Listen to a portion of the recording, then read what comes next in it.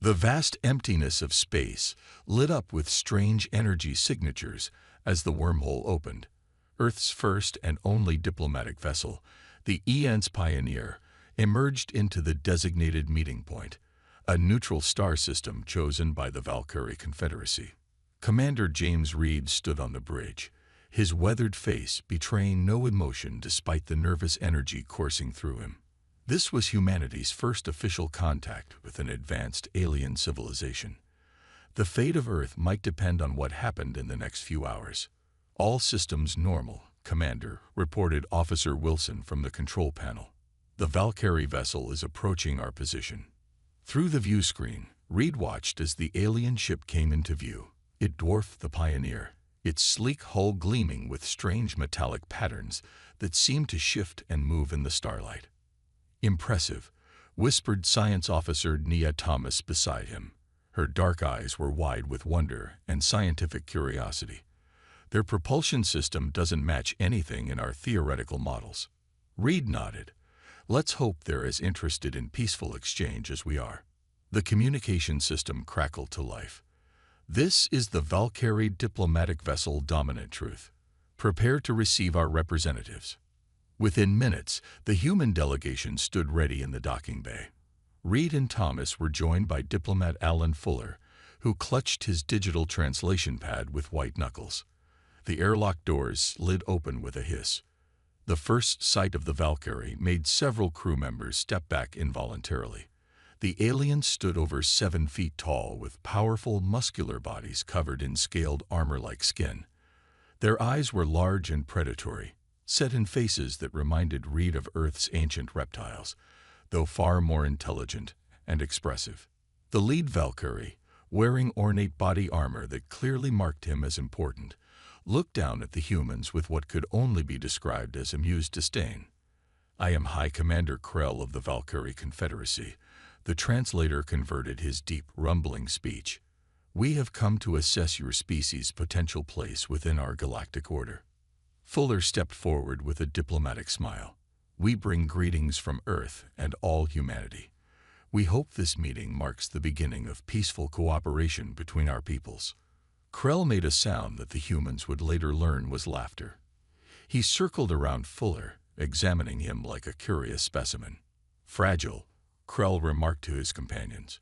"Look at their soft skin. No natural armor or apparent strength. And so small." Reed stiffened but maintained his composure. "We may surprise you, Commander Krell. Humanity has overcome many challenges to reach the stars." The meeting moved to the ship's conference room, where the humans presented information about Earth and human achievements. With each slide and explanation, the Valkyrie exchanged glances and made comments in their own language that the translator sometimes struggled to interpret. When Nia Thomas explained human biological adaptations, our endurance, problem-solving abilities, and social cooperation, Krell cut her off with a dismissive gesture.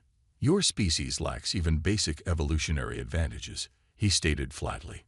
"No appreciable strength, no natural weapons, no biological defenses. Your technology is primitive by Confederacy standards. Your single vessel here would not last 10 seconds against even our smallest patrol ship." Fuller attempted to redirect the conversation. "We believe different species bring different strengths, TO. Your species appears to bring nothing of value," interrupted another Valkyrie official. "Perhaps you might serve as basic labor for more advanced races." Reed felt his jaw tighten but said nothing. This was not going as hoped. By the meeting's end, the Valkyrie's position was clear. They viewed humans as a curious but ultimately inferior species, barely worth the Confederacy's attention except as a potential resource to exploit. As the alien delegation departed, Krell turned to Reed. "We will forward our assessment to the Confederacy Council. You may continue existing independently for now, but understand your place in the cosmic hierarchy." The pioneer's journey back to Earth was somber. In his private quarters, Reed reviewed the meeting recordings with Thomas. "They see us as weak," Thomas said quietly. "They judged us entirely on physical strength and current technology." Reed's expression hardened as he stared at the frozen image of Krell's contemptuous face. "Then they've made their first mistake," he replied. "Throughout our history, nothing has made humans more dangerous than being underestimated." 6 months after the first meeting, Earth's orbital monitoring stations detected an anomaly at the edge of the solar system. Within hours, a massive Valkyrie battlecruiser cut through space toward Earth, its engines leaving a trail of blue energy that scientists couldn't explain. Global defense systems went on high alert. Military leaders gathered in the United Nations Emergency Council chamber in New York. The atmosphere was tense as they watched the alien vessel position itself in low Earth orbit, its enormous shadow passing over major cities as it circled the planet. "They've sent one ship," General Garcia noted. "Either a show of confidence or a test." Before anyone could respond, all communication systems worldwide received the same transmission. Screens in the council chamber flickered, and Admiral Drek of the Valkyrie Confederacy appeared. Unlike Krell from the first meeting, Drek wore battle armor covered with marks that looked suspiciously like trophies from previous conquests. "People of Earth," he began, his translated voice cold and mechanical. "The Confederacy Council has reviewed your status and reached a decision. Your world possesses valuable resources, but your species lacks the strength or advancement to be considered equals." President Martin rose from her seat. "Admiral Drek, we wish to continue peaceful discussions." "There is nothing to discuss," Drek interrupted. "You will accept protected status under Valkyrie rule. We will establish resource collection stations on your planet and moons. You will provide a yearly quota of minerals and biological materials. In exchange, we will allow your continued existence and provide limited technological assistance." The chamber erupted in protests and arguments. On the screen, Drek seemed almost amused by the reaction. "To demonstrate our seriousness," he continued, "observe." The video feed split to show the International Space Station peacefully orbiting Earth. Without warning, a beam of energy shot from the Valkyrie ship. The station exploded in a brilliant flash, debris scattering into the blackness of space. Gasps and cries filled the council chamber. "You have 72 Earth hours to formally accept our terms," Drek concluded. "Any resistance will be met with similar demonstrations on ground targets." The transmission cut off abruptly, leaving the world leaders staring at each other in stunned silence. Hours later, in an underground facility beneath the Rocky Mountains, a different meeting took place.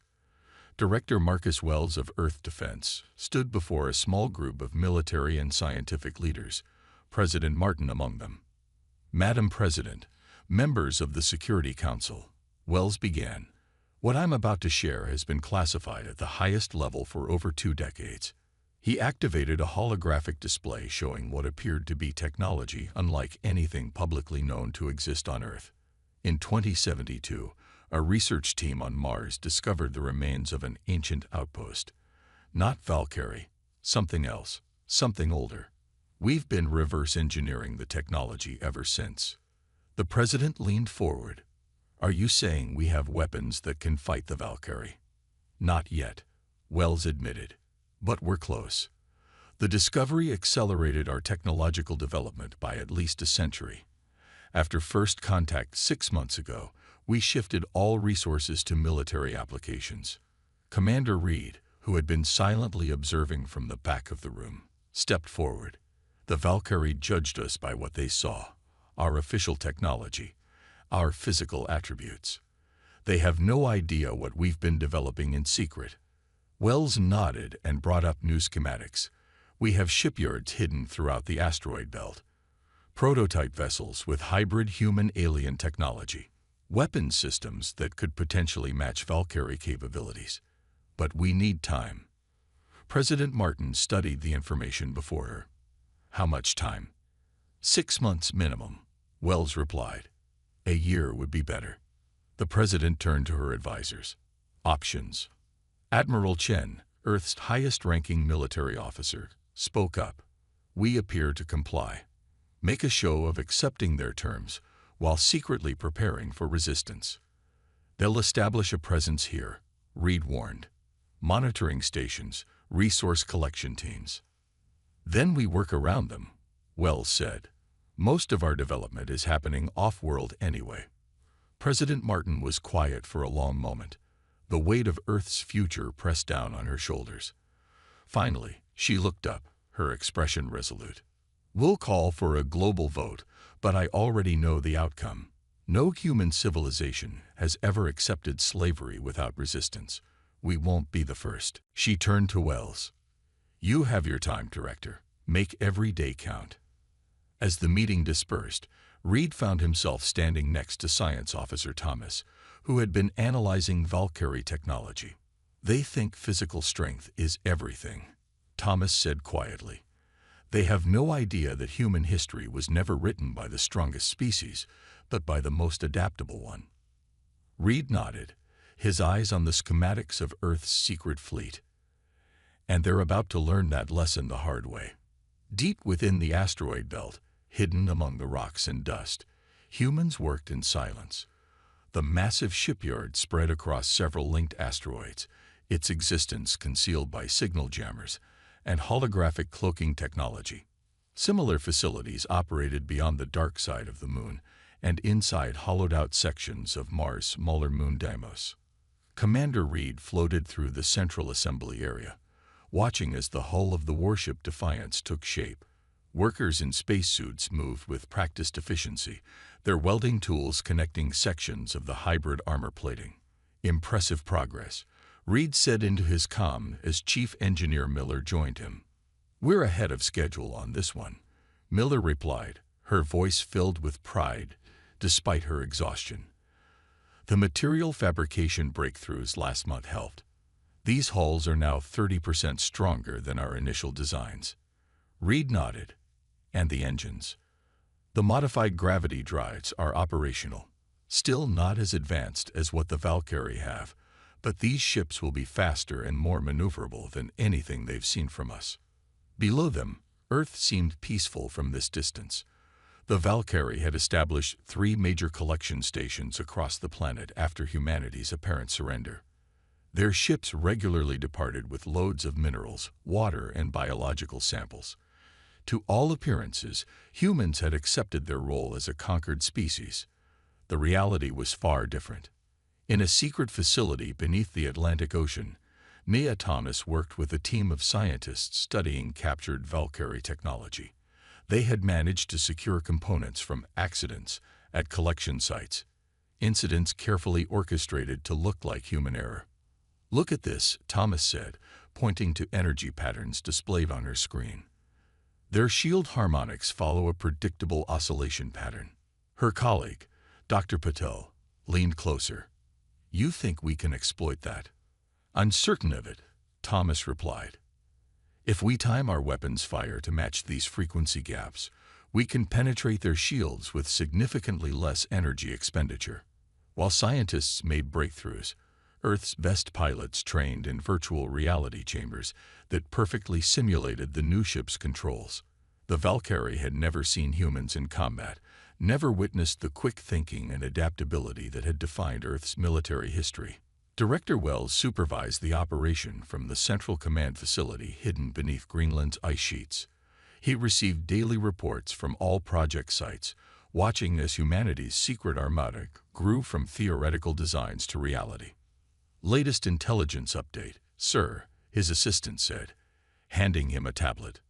Wells reviewed the information with a frown. The Valkyrie are starting to expand their presence. New collection sites planned for South America and Central Africa. The local resistance cells are ready, the assistant replied. They'll allow the Valkyrie to establish the sites, but the equipment will experience technical difficulties. Wells nodded. And our production numbers. 57 combat-ready vessels completed. Another 35 in final assembly. Weapon production is exceeding targets. The resistance movement grew stronger each day. On the surface, humans appeared to comply with Valkyrie demands. Workers at collection sites moved slowly, reinforcing the aliens' belief in human weakness and inefficiency. Behind the scenes, information flowed to the resistance through encrypted channels. People memorized evacuation routes and emergency procedures. Children practiced drills disguised as games. Admiral Drek, overseeing the Earth operation from his flagship in orbit, grew increasingly comfortable with the situation. He sent regular reports to the Confederacy Council praising the efficient subjugation of the planet. The humans have accepted their place with minimal resistance, he reported. As expected, their physical and technological inferiority made prolonged resistance impossible. I recommend accelerating the resource extraction timeline. In a mountainside training facility, Commander Reed watched as pilots ran combat drills in simulator pods. These men and women had trained 18 hours a day for months, mastering every aspect of the new vessels. "They're ready," said Training Director Captain Lopes, standing beside him. "Their performance metrics exceed all expectations." Reed watched as the lead pilot, Alex Mercer, executed a perfect attack run against a simulated Valkyrie cruiser. "How much longer?" Lopes asked quietly. Reed checked his secure communicator, noting the latest intelligence update from Thomas's team. "The Valkyrie are planning to bring in a major harvesting fleet next month," he replied. "Director Wells believes that will be our moment." Lopes nodded. The quiet before the storm. Reed's eyes hardened as he watched his pilots train. "They mocked our strength. Soon they'll learn what humanity is truly capable of when pushed too far." Above them all, in the darkness of space, Earth's secret fleet waited for the signal to emerge from hiding. The Valkyrie harvesting fleet arrived with arrogant confidence. 7 massive ships entered Earth's orbit, positioning themselves above key resource-rich regions. Their designs were distinctly different from the battlecruisers, wider, with enormous storage bays and collection equipment extending from their hulls like metallic tentacles. From his command post on the lead harvester, Commander Torque surveyed the blue planet below with satisfaction. The operation was proceeding according to schedule, and the human resistance had been minimal, just as Admiral Drek had promised. "Begin primary extraction sequence," Torque ordered. "I want the first cargo holds filled by rotation's end." "Yes, Commander," his subordinate replied.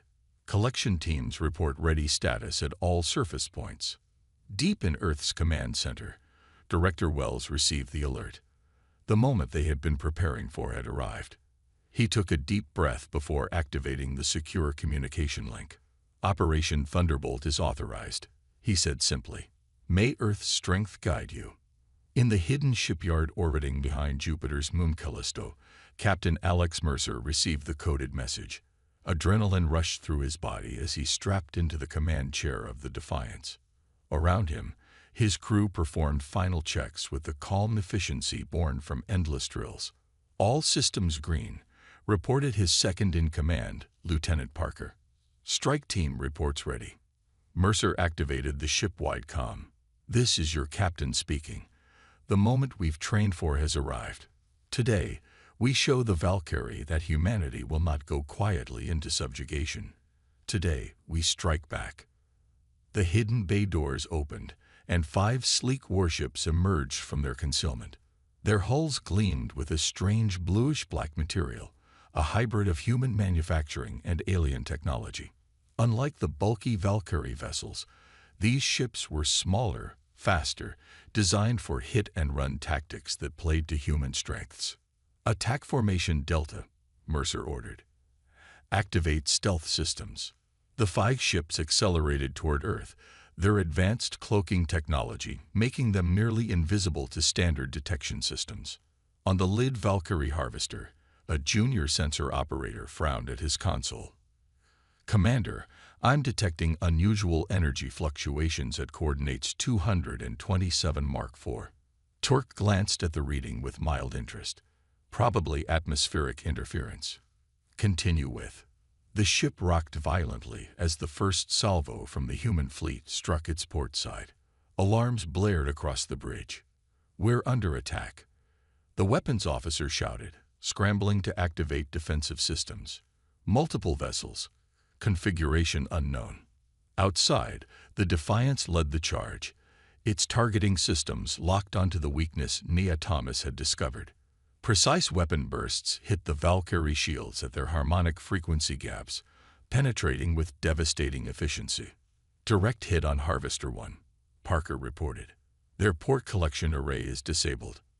Mercer nodded, his eyes fixed on the tactical display. Strike Team 2, engage Harvester 3. Strike Team 3, take out their communication relay. The human ships moved with surprising speed and agility, executing complex maneuvers that confused Valkyrie targeting systems. Their smaller size made them difficult targets, while their hybrid weapons delivered precise, devastating blows. Commander Torque stared in disbelief as two of his harvesters erupted in flames. "Impossible," he muttered. "These can't be human vessels." He ordered his remaining ships to form a defensive position, but the human fleet was already executing their next maneuver, splitting into paired attack groups that struck from multiple vectors simultaneously.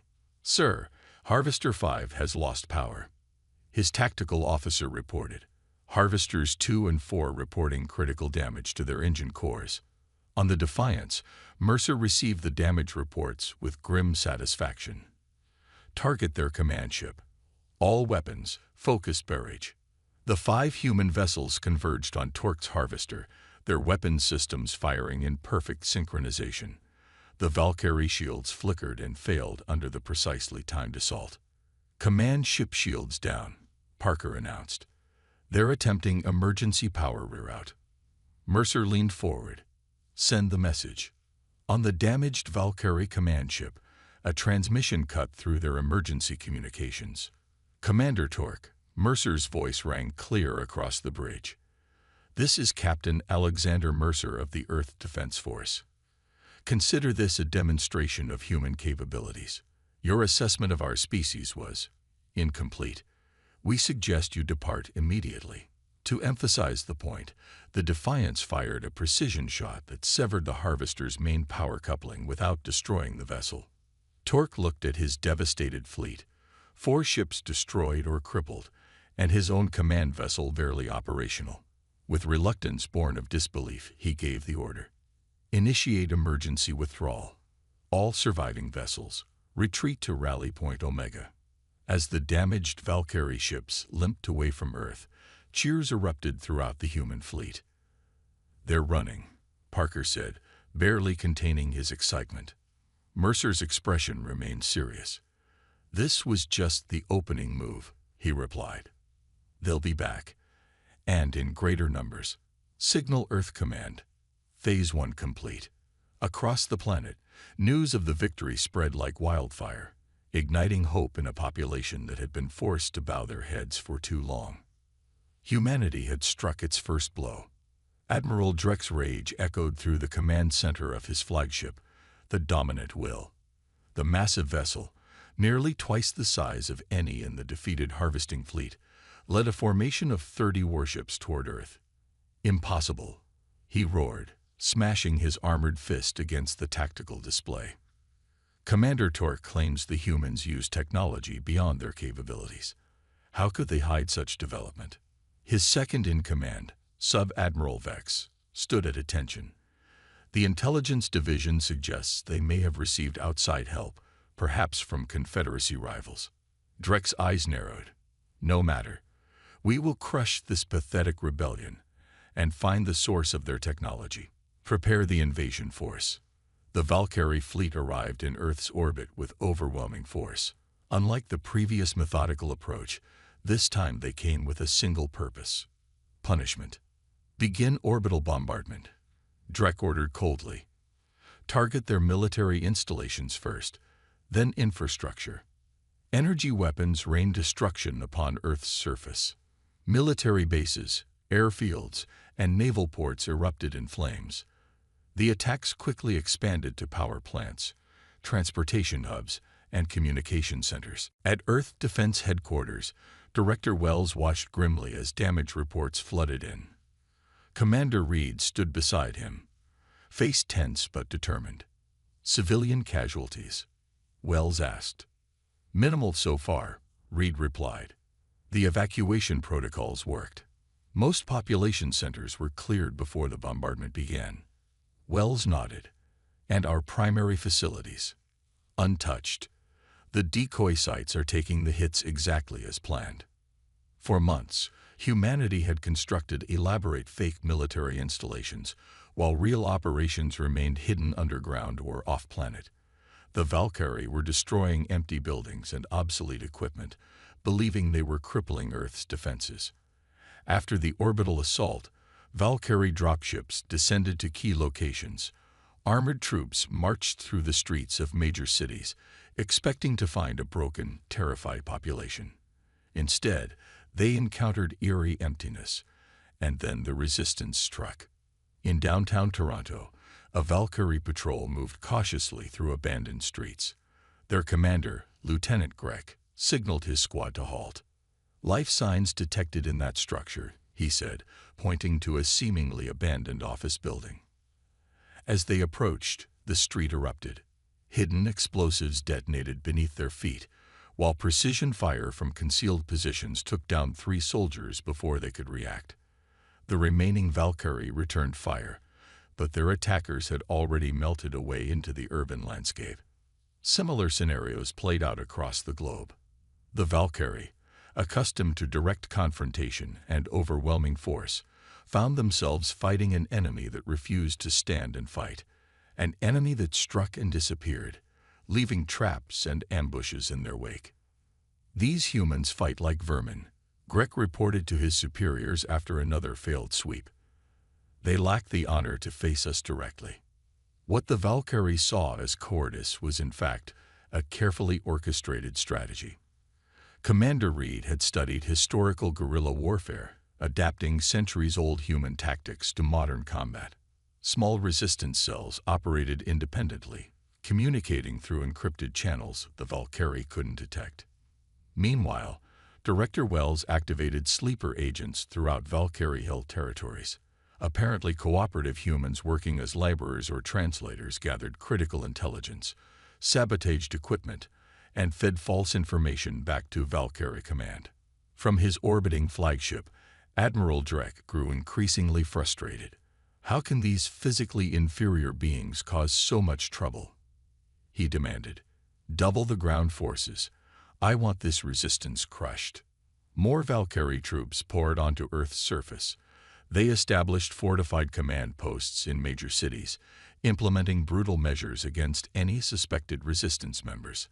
Yet for every cell they discovered and eliminated, 3 more seemed to appear. The Valkyrie soon discovered another unexpected challenge: human endurance. Their own warriors were powerful but required regular rest cycles. Humans, though physically weaker, could operate on minimal sleep for days, rotating resistance fighters to maintain constant pressure on the invaders. In a secret meeting beneath the ruins of Berlin, Commander Reed briefed resistance leaders via holographic projection. "The Valkyrie are committing more forces to the ground war," he explained. "Every soldier they deploy planetside is one less defending their fleet." Director Wells reports they've drawn nearly 40% of their space forces into ground operations. A resistance leader from Brazil nodded. "Their frustration makes them predictable. They keep seeking decisive battles we refuse to give them." Reed allowed himself a small smile. "Exactly. Admiral Volkov reports the main fleet is almost ready. We just need to keep the Valkyrie distracted for 3 more days." As the meeting concluded, emergency alerts flashed across Reed's communication device. The Valkyrie had discovered one of their secondary bases in the Ural Mountains. "All units, execute Contingency Plan Delta," Reed ordered. "Evacuate all personnel and activate the self-destruct sequence." The Valkyrie would find nothing but ruins, and no evidence of Earth's true strength still gathering in the darkness of space. In his orbiting flagship, Admiral Drek stared at Earth with growing unease. These humans were proving far more resilient than any species the Confederacy had previously subjugated. For the first time, a troubling thought entered his mind. What if we've underestimated them? Admiral Elena Volkov stood on the bridge of the Retribution, Earth's largest warship, hidden in the shadow of Luna's far side. Around her, crew members worked with focused determination, running final systems checks and battle preparations. "Status report," Volkov said, her voice calm despite the weight of humanity's future resting on her shoulders. All ships report ready, Admiral, replied her executive officer. Commander Taylor, the fleet is in position. Stealth systems functioning at optimal levels. Volkov nodded. And the Valkyrie fleet? Exactly as planned. Nearly half their vessels have deployed ground forces. Their orbital formation has significant gaps in their defensive screen. On the main view screen, tactical displays showed the positions of over 300 Earth vessels, cruisers, destroyers, and fighter squadrons, all waiting for the signal to reveal themselves. This was humanity's true strength, built in secret over months of apparent subjugation. Volkov opened a secure channel. All ships, this is Admiral Volkov. The moment has come to show the Valkyrie the true strength of Earth. Remember your training. Remember what we fight for. Execute Operation Thunderstrike on my mark. She paused, looking at the image of Earth partially covered by Valkyrie ships. Mark. Across the lunar surface, hidden bay doors slid open. From craters and underground facilities, Earth's Armada emerged. The ships moved in perfect formation, their engines glowing with blue-white energy. Simultaneously, vessels hidden in Mars orbit and among the asteroid belt activated their drives, converging on Earth in a coordinated assault. On the dominant will, a sensor operator's eyes widened in shock. Admiral Drek. Multiple contacts appearing behind the moon. Hundreds of vessels, configuration unknown. Drek rushed to the tactical display. Impossible, he whispered as the scope of the human fleet became clear. Battle stations. All ships, defensive formation Alpha. But the Valkyrie were caught unprepared. With nearly half their combat ships deployed to ground operations, their orbital defense had critical weaknesses. The human fleet struck with devastating precision. Fighter squadrons targeted Valkyrie communication arrays, severing coordination between their vessels. Cruisers focused fire on key command ships, using the shield harmonic vulnerability Nia Thomas had discovered. Target locked on the Valkyrie flagship, reported the Retribution's weapons officer. Firing solution ready. Fire, Volkov ordered. The Retribution's main cannons released brilliant beams of energy that struck the dominant will precisely where its shields were weakest. The massive Valkyrie vessel shuddered under the impact. Direct hit, the tactical officer announced. Their port shield generators are down. Volkov nodded. All battle groups. Execute attack pattern Omega. Focus fire on designated targets. The human fleet moved with surprising flexibility, executing complex maneuvers that confused Valkyrie targeting systems. Each ship group functioned independently yet in perfect coordination with the larger strategy, a reflection of humanity's greatest strength. Adaptive teamwork. From his damaged flagship, Drek watched in growing horror as his fleet was systematically dismantled.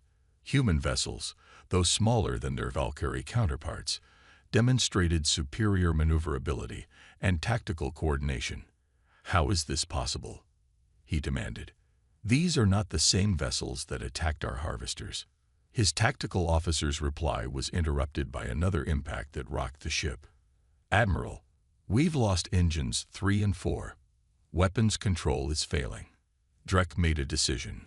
Order all ships to regroup at coordinates 227 Mark 8. We need to consolidate our forces. But the human fleet anticipated this move. As the Valkyrie vessels attempted to regroup, they found Earth ships already waiting at their rally point.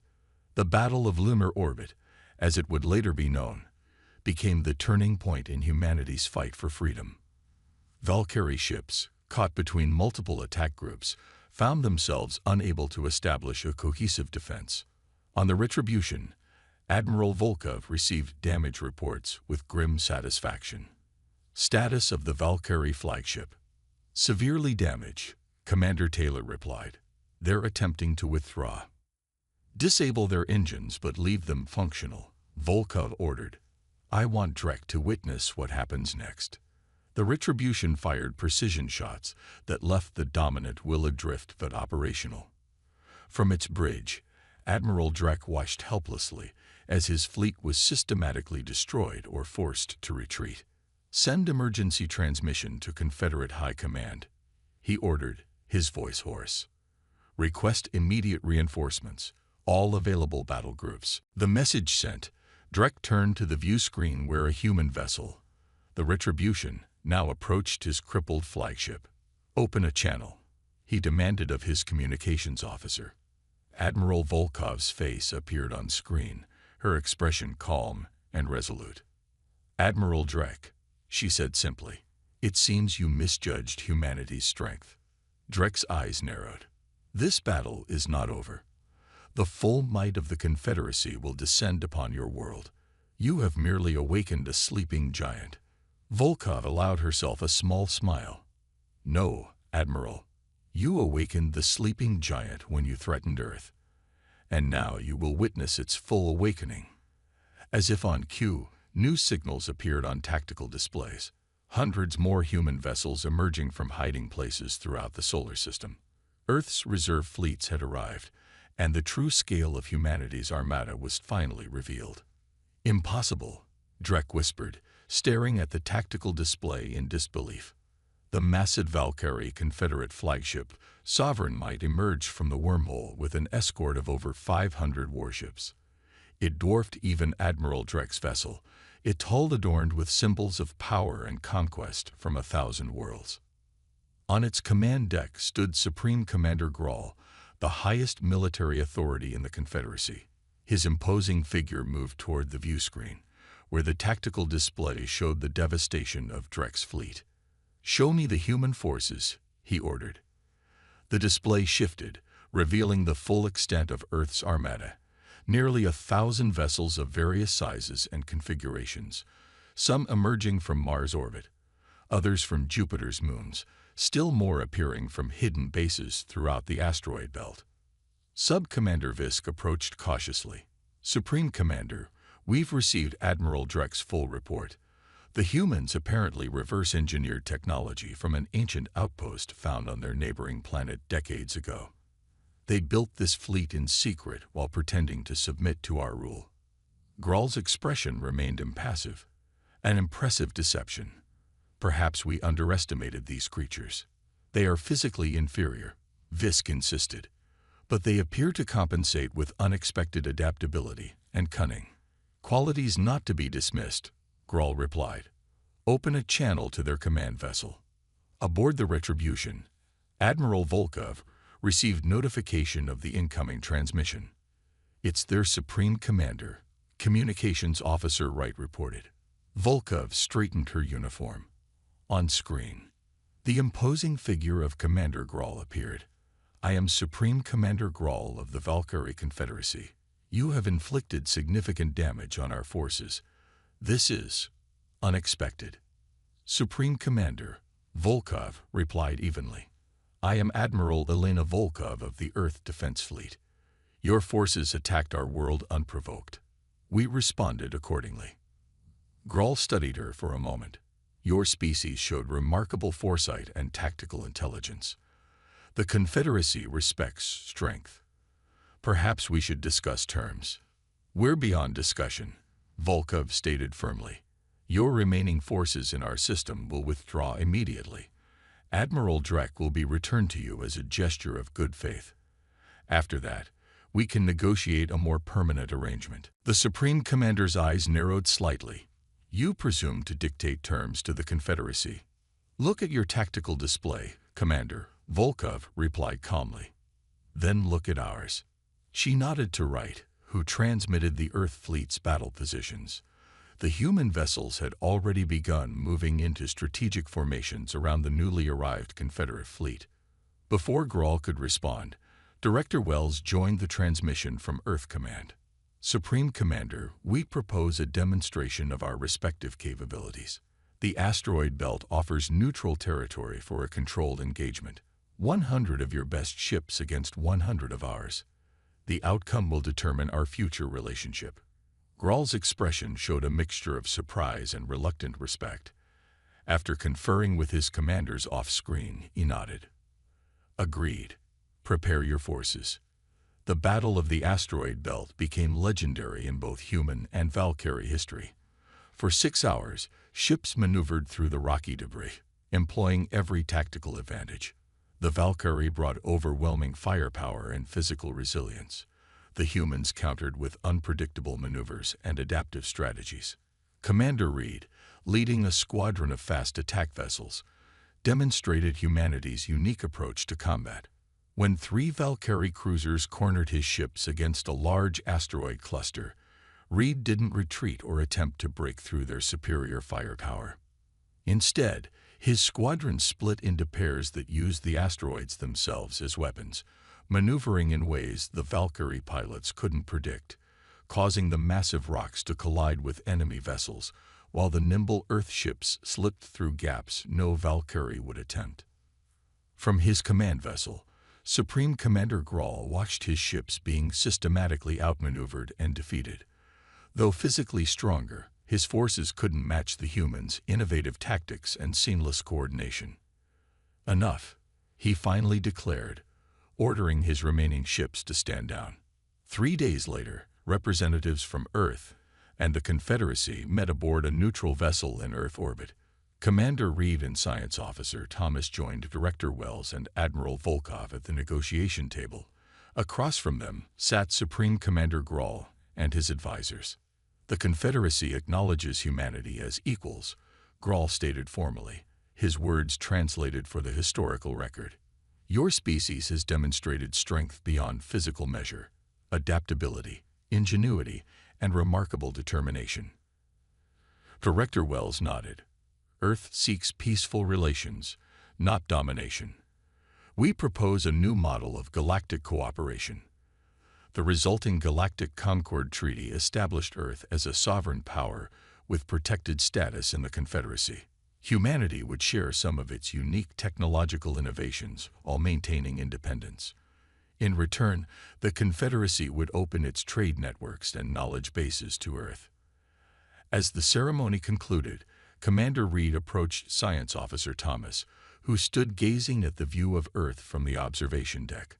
They came expecting to find weakness, Thomas said quietly. Instead, they found our greatest strength. Reed nodded. Not in our muscles or weapons, but in our ability to adapt, to work together, to think beyond conventional boundaries. Below them, Earth rotated peacefully, no longer under threat. The planet that had seemed so vulnerable had proven that true strength came in many forms, and humanity's unique qualities had earned them not just survival, but respect among the stars. They mocked our strength, Reed said, watching as the Valkyrie ships prepared to depart. Now they'll never underestimate us again. Thomas smiled. Perhaps that's humanity's greatest victory, teaching the galaxy that strength isn't measured by physical power alone. As Earth's Armada took up protective positions around their homeworld, the new era of galactic relations began, one where humanity's place was earned not through conquest, but through the very adaptability that had defined their species since its earliest days.